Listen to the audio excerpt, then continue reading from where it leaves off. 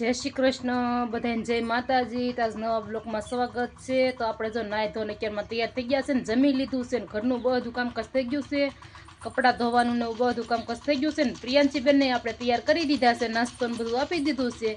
અને મારે આજે જવાનું છે ડુંગળી સોપા। દાદાને ઓલે કાલે ડુંગળી સોપા ગયેલા હતા અને આજે સોપા જવાનું છે। આજે સોપાઈ તો નહીં રહી પણ તોય આજે જવાનું છે ને, કાલ તો જવાનું થાય કે ન જવાનું થાય કંઈ નક્કી નથી ને। પ્રિયાંશીને પપ્પાને જવાનું છે દાદાને ઓલે મારા હાહરાને ઓલે માંડવી ખેસવા જવાનું છે। કા જવાનું છે ને માંડવી ખેસવા।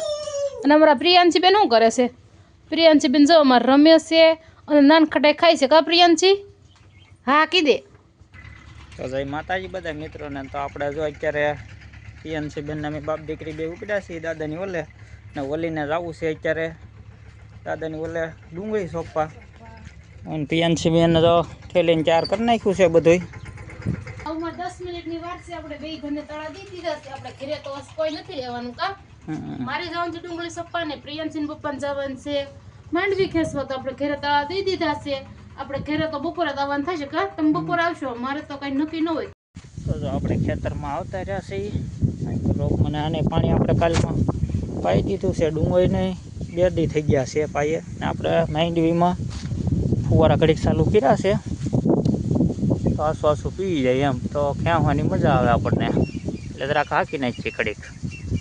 તો આપણે ડુંગળીમાં આ બાજુ આટો મારવો એ ઘડીક મેં કીધું ફુવારા હાલી જાય પછી આપણે ચાલુ કરીએ। ડુંગળીમાં તો દડાઈ થઈ ગયા છે, લાલ ને ધોળું બે આપણે મિક્સમાં કરેલું છે। આ ધોળું છે, આવડું લાલ છે, એમાંય દડા થવા મીડ્યા છે। હવે શરમો છે થોડોક વધારે પણ દડા બધા વ્યવસ્થિત થઈ ગયા છે, નહીં વાંધો આવે।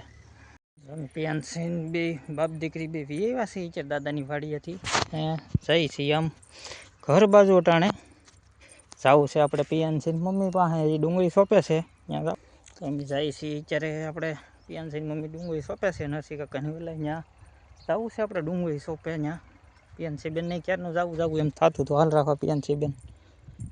અમારે પ્રિયાંશી બેનને ચપલા પહેર્યા નથી, હાલ રાખ ધીમે ધીમે કાંટા નથી, હાલ રાખ।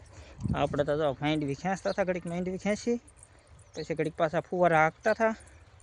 માંડવી તૂટતા હતી વધારે એટલે મેં કીધું થોડા ફુવારા એકવાર દીવાર હાલી જાય તો પછી તૂટે નહીં બહુ માંડવી એમ। હા કેમ વાસળી ગયા? હાલ હાલ તો આપણે તો પૂગી ગયા છીએ આપણે હરિભાઈ પાસે ડુંગળી સોંપે છે અહીંયા। વાગી ગયા છે, આપણે 2 દિવસથી ડુંગળી સોંપીએ, ધોળી ડુંગળી સોંપીએ છીએ। આ બાજુ બધી સોંપાઈ ગઈ છે અને આ બાજુ સોંપવાનું બાકી છે ને કાલની સોંપેલી હતી તો પાઈ દીધી છે। કા અને આપણે જો ત્યાં ડુંગળી સોંપી છે પોથી વાળીને પગ દુખવા મીડ્યા છે। હવે તો જો તડકો બહુ નથી લાગતા, શિયાળો વળી ગયો છે એટલે આખો દી ઠંડો પવન હોય અને દી ટૂંક આવી ગયા। પહેલા 7 વાગે દી આથમતો ચોમાસામાં અને હવે 6 વાગે આથમી જાય છે। જો ટૂંકા દી આવી ગયા તરત હાંસ પડી જાય। આપણે તો ડુંગળી સોંપતા જઈએ ને માંડવી વીણતા જઈએ। માંડવી ઘણી વીણી છે તો બપોર પછી વીણી દી હાથમાં આવી ગયો છે અને દી હાથમાં અમારા પ્રિયાંશી બેન આવ્યા છે કવરાવા।